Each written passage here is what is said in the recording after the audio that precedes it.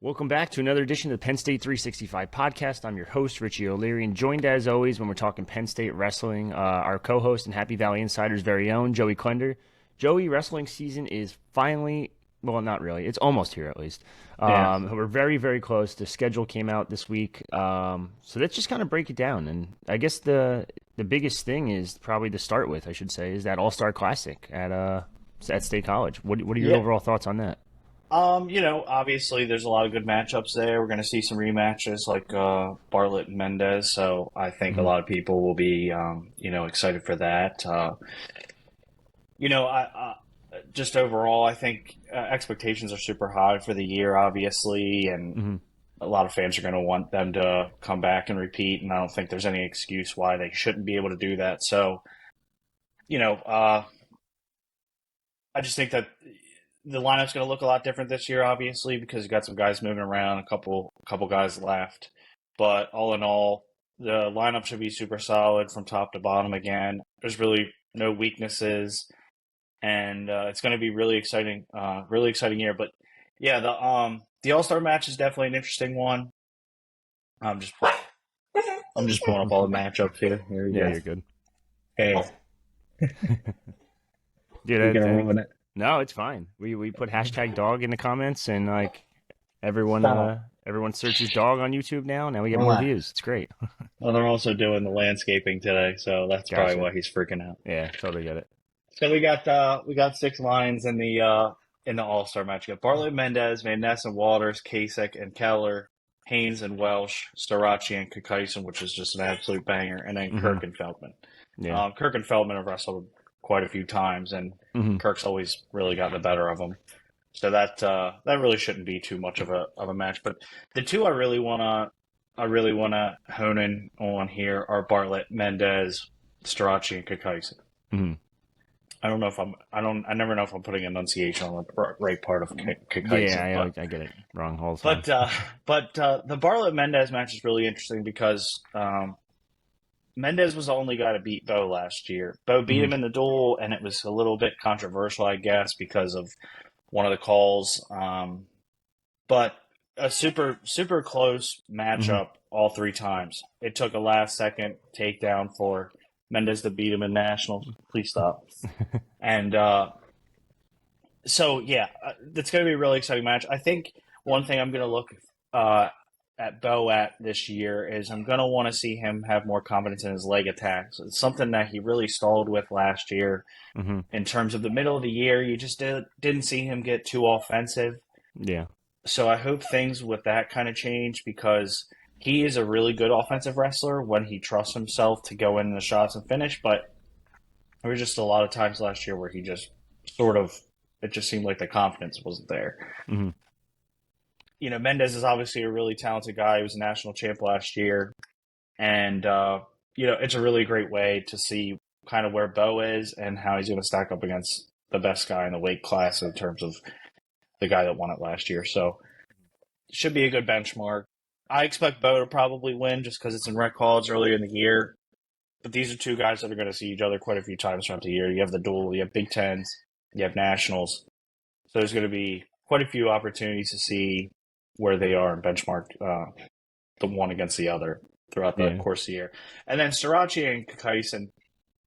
So this one's kind of tricky because Kakaisen is obviously he's a national champ. He's a 3 or 4-time All-American. I can't remember. First ever at Northern Iowa.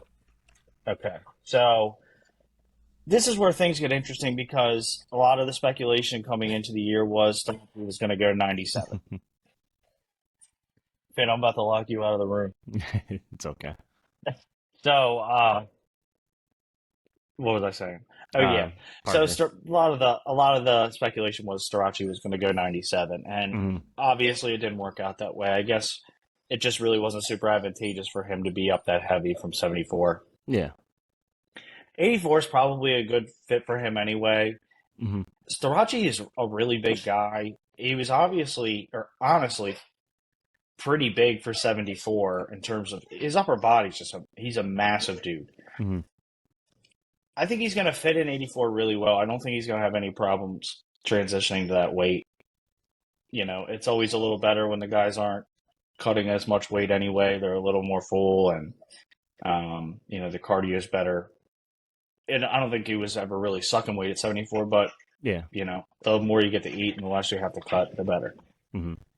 So, Kikaisen obviously is super top notch, and he's really, really a solid guy. I've seen people say that Carter's going to beat him by 6 points. I don't know if that puts enough respect on Parker's. So Parker, I don't think it's super respectful to say that Starachi's just going to run through him because, last year when Starachi wrestled Mekhi Lewis at the All-Star, Lewis was dealing with a shoulder injury, and Carter walked right through him. And Carter really didn't have a problem with him at Nationals either because, Starachi had that weird seeding because of the Big Tens thing and the injury there. So, but I don't think he gave up a point in that match. I think he beat him 5 or 6 to nothing. Yeah. Maybe it was less, but I don't think he gave a point up to Mekhi Lewis in that match. Mm-hmm. I think that this is going to be convincing, but I don't think it's going to be like a 6-point difference. That's just me. But I do think Starachi will be pretty convincing in how he looks. I don't think he has a close match this year unless he's sick or something. Yeah. He's just too solid. I mean, he's going to win the Hodge. I would put most money on. I would put a lot of money on him to win the Hodge, in my opinion. There's a couple guys in this lineup that could win it, but I just think Starachi, with him going for his 5th, and if he wins it, I don't know how, in that precedent alone, you don't give him the Hodge because he's going to be the first ever 5-timer. And then on top of it, he just, even when he's hurt, like he was last year at Nationals with the injury, he didn't really ever go into any sort of danger and never was in any sort of compromising position. To wrestle the national tournament and win the way he did on one leg is really incredible. So yeah. I don't think really too much is going to change, especially if he's fully healthy. So that's going to be interesting to see what happens there, just because Kikaisen's obviously a very formal opponent, but I think it's going to be pretty convincing in terms of all things considered. So I think it's fair to say that this is probably his toughest matchup, ironically, to begin for the entire season at 184. Yeah, I would think so. I mean, maybe a preview of the 184 finals a little bit. Yeah, I would definitely say so. Barring another injury thing where the seeds get weird, I don't see how these aren't the 1 and 2 seeds. Just don't see it. Of course. So, what were you going to say? No, go on. No, okay. Yeah. I just think that, to me, I don't know where I was going with that. Never mind. It's all good. It is an interesting little all-star matchup. I think there's tickets still available if you guys want to get them. November 16th, 7 p.m. Moving on to the actual schedule for the season. Anything really stand out to you? I know you kind of dropped a couple interesting first impressions on X, Twitter, whatever you want to call it. Yeah, we'll kind of go through those, I guess, a little bit. Well, the first thing I'm really happy with is the fact that they are not doing a Monday night Bryce Jordan Center duel this year. Thank God. That was the biggest drop of the ball last year by whoever does the schedule. It was just awful. And then on top of it, the weather sucked, and I didn't even get to go because the weather was so bad. That was the Rutgers game, or Rutgers match, right? Yes. Yeah, I believe, Yeah, I mean, there's a lot of Friday matches, which I think is kind of cool because I'm all for doing the Sundays, but it's kind of nice when you can get up on a Friday, you have a 7 o'clock match. The atmosphere in rec halls is better on a on a Friday night than a Sunday, in my opinion. It depends on the opponent, but I think that on Fridays it's just more fun. So it's something to look forward to after work all day. Right. So I like the fact that there's a lot of Friday matches. I think it's just a good it's a good little, detail they did this year, I guess. Now, one thing that I said that I think a lot of people disagree with, and I admitted that I was probably in the minority, but I don't think Iowa should be in Bryce Jordan Center. I get that it's Iowa. I get that it's the Bryce Jordan Center. I get that it fits more people. I get all those things. It's all money. I get it. Yeah, 100%.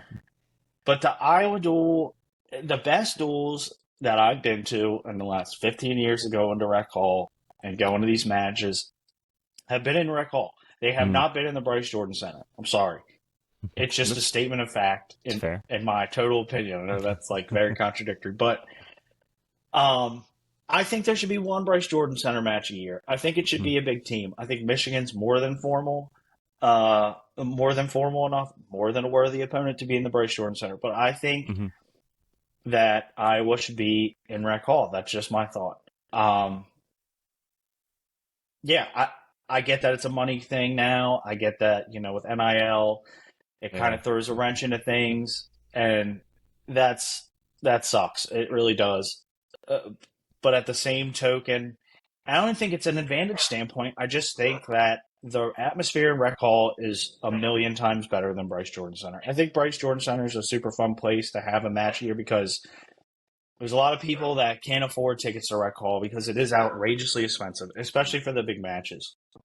So there are people that, want to take their kids up there because they want them to get inspired, especially when they're younger.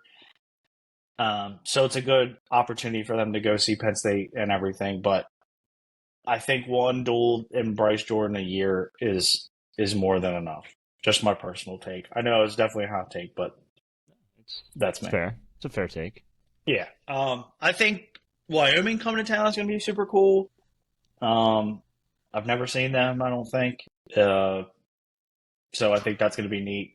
Number 25 preseason, I believe, for Intermat at least. Yes. So I mean, it's also a solid duel. It's not like a right. It's not a shitter. Right. That's another thing that I wanted to get into was the Drexel and the American. And I talked to my dad about this. We kind of just talked about the schedule and stuff. Drexel, and there's always you're just doing a favor. It's more like, hey, we're gonna pay you a little bit of money just to come here and save your program, basically, which is fine. Right. I get that. It's great, but season tickets go up in cost every single year. People pay a massive amount of money to watch Penn State wrestling and have tickets every match. Why not get Pitt? Yeah. Why not get Pitt? Pitt is more than worthy. I would rather see Pitt on senior day than American. Just my thoughts. Yeah. I get that. I think Pitt would be, and I think there's a bit of a rivalry there. Also, Pitt is a really good team. They beat Ohio State last year. Nobody was expecting it. Pitt is Pitt is at least a match. It's great to go and watch a team win, but it's also great to see the team have to face some adversity during a duel and not walk through. It was super cool when Penn State pinned, not 8 of the 10 matches or 9 of the 10 matches the one year, and they won. I think it was 54-0. I mean, that was great, but I also like to see some of the number one guys have a little bit of a problem and have to showcase their offense a little more. See, I'm not trying to shade those schools. I just think that it's from a fan perspective, and people pay a lot of money for these tickets. I think that you have one tune-up duel a year. You don't. That's just my thought. See, I haven't looked into it for wrestling. I know football-wise, and fans don't want to hear this, but it's more on Penn State's side than Pittsburgh's side. Because Pittsburgh's openly said, we want to play you in football. Now, wrestling-wise, I could see Pittsburgh saying, dude, there's no point in us going against Penn State. We're just going to lose most, if not every duel. So why bother?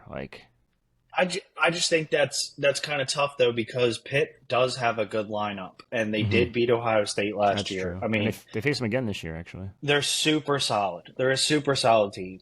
So that's why I'm kind of just, there's a bit of an in-state rivalry there. I mean, when I was in school, it was always a big thing to make fun of people that went to Pittsburgh instead of Penn State. I mean, it's just safety school. Yeah. But that's just, I just would like to see, a couple of the duels. Last year, I just felt like there were there were a few duels where it was like, is it even worth driving up there to watch this? Like it's 2.5 hours there and 2.5 hours back. You have to come home because it's a Sunday. Well, the It's Drexel like, one is it even worth going? specifically because the All-Star match is the day before, and it's like, oh, Yes. why am I going back? What's the point? So Right. Some people aren't gonna spring for a hotel and they're just gonna do the drive twice, and yeah, it's definitely very it's definitely understandable why we wrestled these guys, but at the same time, I guess it it's would the be home nice to opener, see. so you can get away with the Yeah. Drexel one. The Yes. American one, February, weather could be shitty. You can't convince me it's worth it. Right. And then what really sucks is if the weather is crappy and it's a crappy match, hmm it's also senior day. You're going to see people that don't go to the senior day. And it's like, okay, well, now you're kind of doing some of the seniors a little bit of a disservice here because we have less people at the match. It's true. Yeah, I didn't even think So about that. I don't know. It is what it is. But like you said, Wyoming on the schedule's cool. Wyoming's definitely cool. The journeyman duels are going to be great. Nashville. Huge matchup there at 74 with Haynes and O'Toole. If Haynes is in fact going 74, which definitely seems like that's what we're trending towards. So yeah, that's going to be awesome. I might have to make me a little trip down to Nashville for that. See, because I've never been. I'm actually going next month with the girlfriend for the week, and just to see you're going to love it. Big country. You're going to absolutely love it. You might not want to come home. I didn't want to come home. You know what? Maybe when's this duel? December 22nd. I could probably just sit there for a month. Just hang out and be like, you can find something to do. Oh yeah. You just gotta get some street meat when you're down there. You gotta go get a street cart hot dog. See, I feel like I've done that in New York City, and I've regretted it almost immediately. It's a little. I think a dirty water hot dog from New York and a Nashville street meat are a lot different because the street meat they're like a foot long, and they have so many toppings for them. Okay, I got coleslaw, chili, and like baked beans on mine or something. Yeah. I had a few drinks before. I got to get some recommendations off air from you. Yes. You will. No, down in Nashville would be it's pretty sick. I mean, you can't really beat that. Middle of December, a little trip down there, right before Christmas. Right there you go. A couple of days before, that's a Christmas trip. Yeah, there you go. And then I finished with what I started with. Thank you for not putting BJC on Monday. So there you go. Those are my thoughts. Anything in the Big Ten schedule kind of stand out? I know you've talked about Iowa and being a BJC duel, but anyone else really out there? The Iowa match is going to be a good one. You have Michigan, of course, which there's a couple additions to their lineup, and then you have Ohio State, which is always a good one.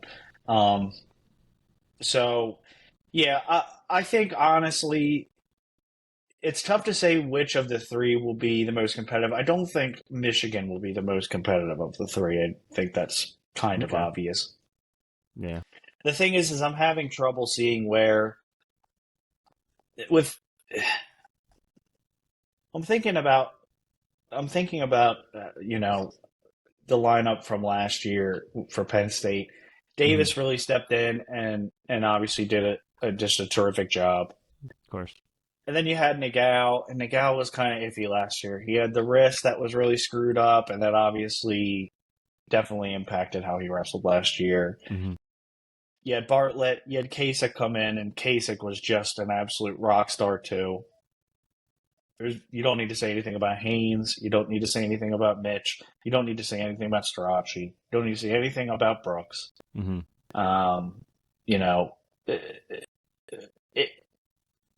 The thing is the lineup somehow got better this year, which is just insane. Yeah. And that's where I'm really kind of having trouble seeing where either of these duels are even, close. Remotely close. There's going to be a couple, there's going to be upsets. There's going to be some things that happen where, guys don't wrestle up to their ability, but where do you see that happening? Especially if Lilladell comes in and he's as solid as everybody's expecting him to be at 25. Mm-hmm. I would imagine, I don't know this, but I would imagine Davis is the guy at 33. I just think that he is more well-rounded than Nagao, at least from what I saw from the two of them last year.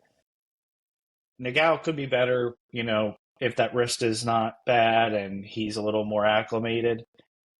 But I would expect to see Davis at 33. That really kind of sucks for Nagel though, because is Davis is younger than him, so if he can't beat Davis, like what's he gonna do? Yeah, that's fair. I mean, there's always the opportunity for him or Davis to bump up to 41 next year. If we don't get Marcus Blaze or whatever. There's a lot of things. There's a lot of interesting little things that come to the lineup this year, but there's going to be some good matchups. Like obviously the Ohio State match, you're going to get Bartlett and Mendez. You're going to get Haynes and Welsh. So you're going to get Kirk and Feldman, but Feldman's never been too close to beating Kirk. So yeah, you're talking on Penn State's worst day, they might lose 4 matches on their worst day. Yeah. Now, is there like a single match out there? And I know the answer is probably Iowa. That like maybe they get a couple more upsets than the average, I should say. But I feel like Nebraska is going to be up there this year. I think they're top 3, top 4 in preseasons. Yeah, Nebraska's a good one too. It's an away match too. I don't know if that plays a factor really. Nebraska has good fans. Yeah, I mean, I would think Iowa, but if Iowa was at Carver Hawkeye, I'd think Iowa. So I'm not sure. I'm not sure Iowa's going to be super. Iowa's always so game. That's the thing. Last year. Oh, what happened in that duel last year? Let me look, because I remember it kind of started and was like a little. Let's see if we can pull it up real quick. Yeah. 23-14. Was that last year? No, that was the year before. February 10th of this year, 29-6. Is that really what it was? We lost the first 3? Yeah. Yeah, we lost the first 3. Oh no, Nagel beat Schriever. Bartlett beat Woods. Kasich, Rathjen Long, Rathjen beat Kasich. Just the 2. Yeah, okay. Wow, okay. I forgot about that. Yeah, you're right. Yeah. I guess.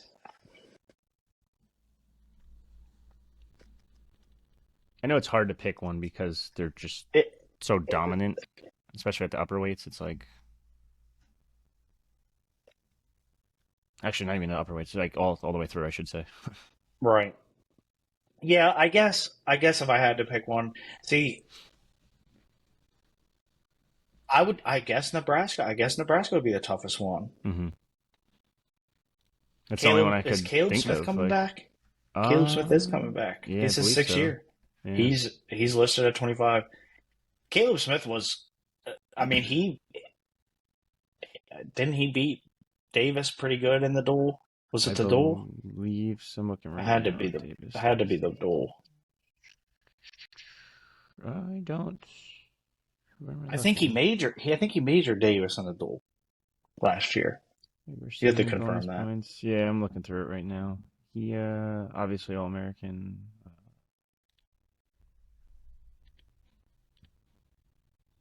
I'll figure it out. Okay. I think if I recall correctly, he majored Davis last year, or was it? Here results. Or did he major Ayala? Yeah, no, he majored Davis last year. Okay, 11-3. I thought so. Then you have Jacob Van D. Then you have Brock Hardy, who's always a tough match. Ridge Levitt's back. Yeah, it was 22-13 last year. Wow. And that was in-state college, so that's the crazy part. That's what I'm saying. Like, I feel like Nebraska fans get super fucking loud. They have nothing else to cheer for, so it's like... That's true. Plus, they have a solid lineup. Like, I feel like that's got to be the toughest one, if I'm not mistaken. Yeah, Ridge Levitt and Shane Van Ness again. Mm-hmm. Wow. I mean, great, really good match. Bubba Wilson's back. He didn't, I don't think he All-American last year. They just have a really solid lineup. Yeah, I mean, I don't think it's good. It's not going to beat Penn State in the duel? Or is No, he not but I gonna? think that's probably the most competitive match because Smith can. Smith is we don't know what Lillidahl looks like yet, but That's the question mark. Yeah. Smith's super, super, super good, and Hmm. he's also very experienced. And he can. I think he kind of overwhelmed Davis last year, and Davis didn't really know what to do at that point. Um, Yeah, you're right. so Brock I think Hardy. he could be a really tough match, and then Van D and Davis is going to be a pretty good match. Hardy and Bartlett is never. That's never a Hmm. given. I mean, there's a chance, and Kasich then you have Taylor. Lovett and Van Ness. There is a. What'd you say? Kasich and Taylor at 57. Yeah, I right. mean, It's another one. there's a There's a lot. Wow. chance. There's a and it's in Nebraska, so I'm not saying this will happen, but there is a chance that Penn State doesn't win a match in the first Yeah, half. that's I crazy. think that's kind of a stretch, but that is Yeah. absolutely in the cards. Hmm. I think, yeah, honestly, that probably is the closest one. Yeah, Nebraska is a potentially very booking it. under the radar team. I think. I think last year was really the coming out party for everything. They've always Uh, had a solid lineup, but I think this past year they really, in terms of just well roundedness, really mhm. solid. You know what I realized? Just came to mind because Carter tweeted it back in May, I think, when he tweeted his return announcement. Sell Yep. out Beaver Stadium in November. Obviously, that's not happening. Yeah. Yep. It's a shame It's because I not feel like really that'd be too much such of a a surprise. cool thing, but it's so late in November. It's like you got to do it at noon. You got to Yeah, hope the weather cooperates. Like hell, you might yeah, have and to do it even earlier than noon.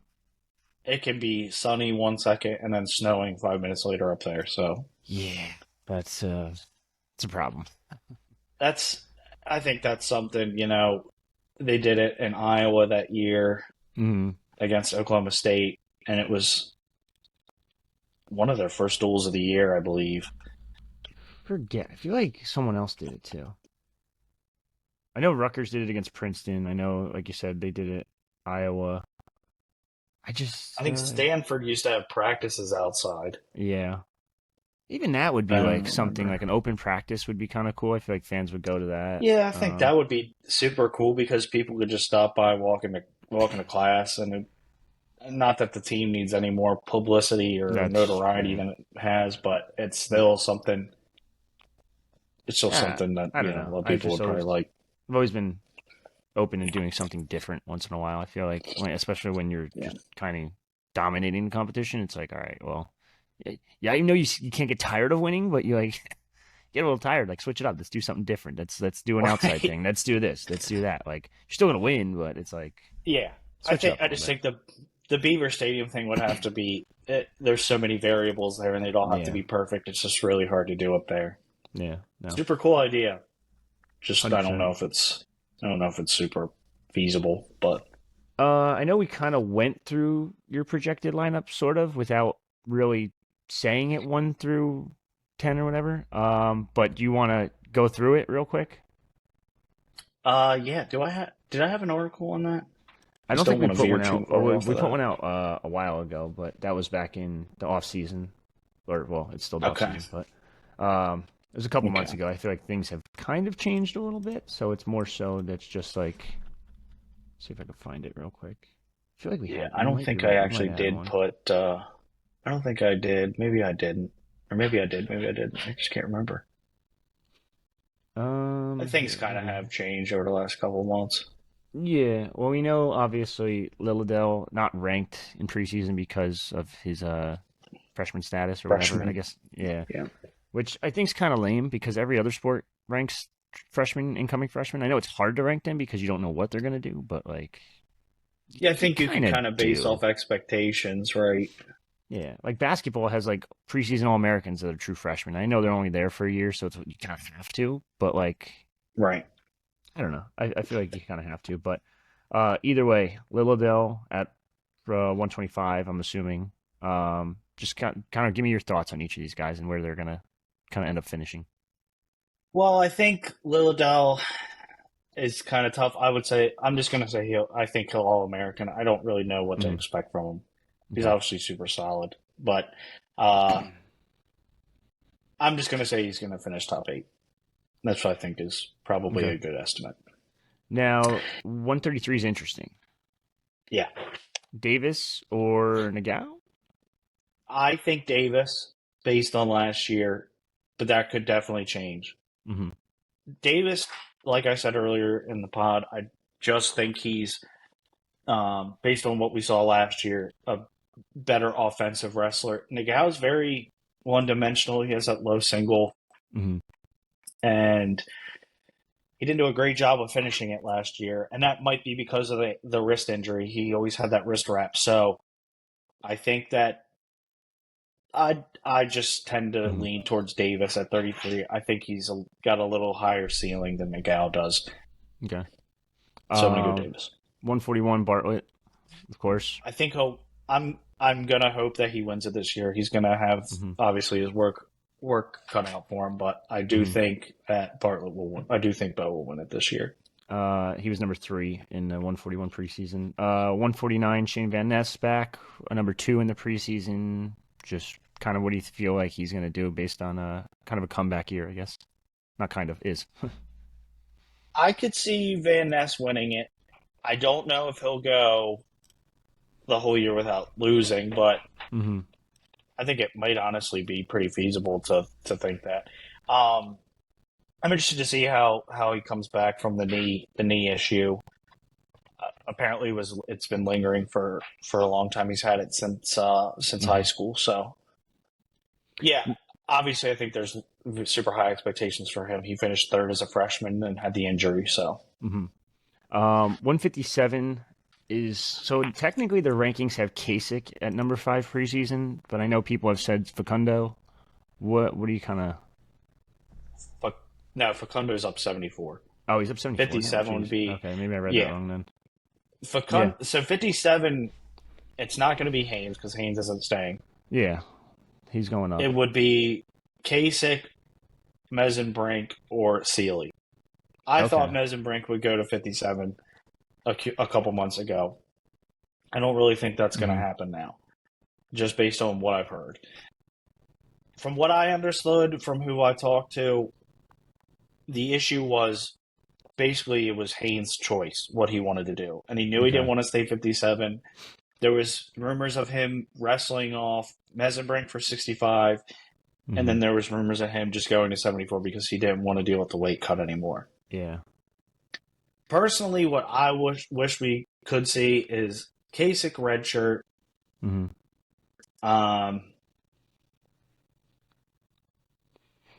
Mitch at 57, Haynes at 65, and Facundo at 74. Okay. That's what you want to Apparently, see. that's what I want to see. I don't Okay. think it's happening. I Mm-hmm. think that the reason I want that is because I think Facundo, Mm-hmm. I mean, I know that this is wrestling and this is a team sport and all these things, and life is very unfair, but I thought it was just fair for Facundo to have 74. Mm-hmm. Because I don't think he's going to beat Haynes at 74. At least I don't think that. And I just felt like the lineup was stronger that way, and it was, I don't know. I just felt like Facundo being at 74 and Haynes being at 65 just made more sense. But I think Haynes is going to go 74 because Okay. he's just 57 is just obviously not going to happen for him. And Mm-hmm. I was hearing that Mitch could make 57, but then I heard that Mitch was not going to be able to make 57. So it was just kind of, okay, would you rather have Haynes, or would you rather have Mesenbrink and Haynes back to back, or would you rather have Mitch maybe not have his motor and go to 57? So that's another thing is Mitch obviously probably has the best gas tank in all of college wrestling. Do you want to sacrifice that so he can get down to 57? Then you give Facundo, respectfully, who was a guy that was a little flat his first year. Do you want him in the lineup because you think it's fair rather than have Mitch be his normal self at 65? Rather have Mitch at 65 if that's the case. Because you know Kasich can probably bump up to 57 and be Yeah. exactly what he was last year, which was exceptional.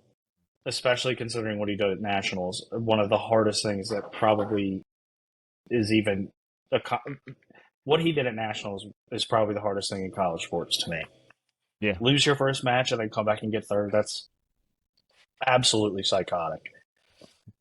Obviously, yeah. So just to be clear, it's Kasich, Messenbrink, Haynes. I think that's what we're going to end up seeing is 57 is going to be Kasich, 65 is going to be Mitch, and then 74 is going to be Levi. That's what I think. Gotcha. I feel for Facundo. I really do. Mm-hmm. I really wanted to see him this year. I think that there is maybe a possibility that we do see him. If Haynes takes, there's quite a few duels where the starter doesn't wrestle. Mm-hmm. Maybe we'll get to see Facundo in that capacity. Yeah. Heaven forbid somebody gets hurt. Mm-hmm. Maybe Facundo bumps to 84 and can beat Josh Barr. I don't know. Yeah, that would be interesting. Excuse me, 84 is going to be Starachi. Never mind. Yeah, 84 Starachi, which I was going to ask about, but it's more like we talked about him a ton already. 197 is probably Barr, right? Yeah, I would think so. You have Connor Mirasola there too, but I would think that they'd probably want Barr, and they can redshirt both the Mirasola. I think that's probably the most logical thing to do. I know we talked about it before, but am I crazy to say that like Carter might have the better frame for 197 as opposed to Barr? I know Barr's taller technically, but I think Barr. It's tough. That's tough because I think that comes to a stylistic thing because Quentin Wright was like big and long and lanky at 97, and he had a lot of really good attacks at 97. He just fit 97 well when he was up there. Yeah. I think that Carter could probably go 97, but I think that he's probably a healthier person at 84. Mm-hmm. That's right. But I don't know. And then obviously, last but not least, Kirk. I don't see really any issues, I guess, going through that heavyweight this year. No, I would think he's could probably finish in the top 3 for the Hodge. He'll be in the voting for sure if all goes according to plan. So, all right, that's all I really got for today. I know we went a little longer than I actually thought, to be honest. But anything else before we kind of sign off? I know it's around the corner, November 16th. We got a month and 6 days till the season technically kicks off with the All-Star Classic. Like I said before, tickets are still available. But anything else, Joe, before we sign off? That's everything. I hope to see you guys there. All right. Awesome. If you haven't already, check us out on Happy Valley Insider, a.k.a. PennState.Rivals.com for more info. The Wrestling Room forum is buzzing right now. Now that the schedule's out, people are also submitting their lineup predictions and all that stuff. A lot of bickering all off-season. I'm glad it's finally going to be in-season bickering. It's going to be a lot different, a lot more hectic to deal with. But definitely check it out. Yeah, it's not all speculative. Really popular forum. It's fun to... I don't even know what else to call it. It's just constant, like, back and forth. It's fun, but occasional Iowa fans sneak in there. You got to ban them, but it's fine. Just let me know. I'll ban them immediately. But for me and Joey, that's another episode of the Penn State 365 podcast. Signing off.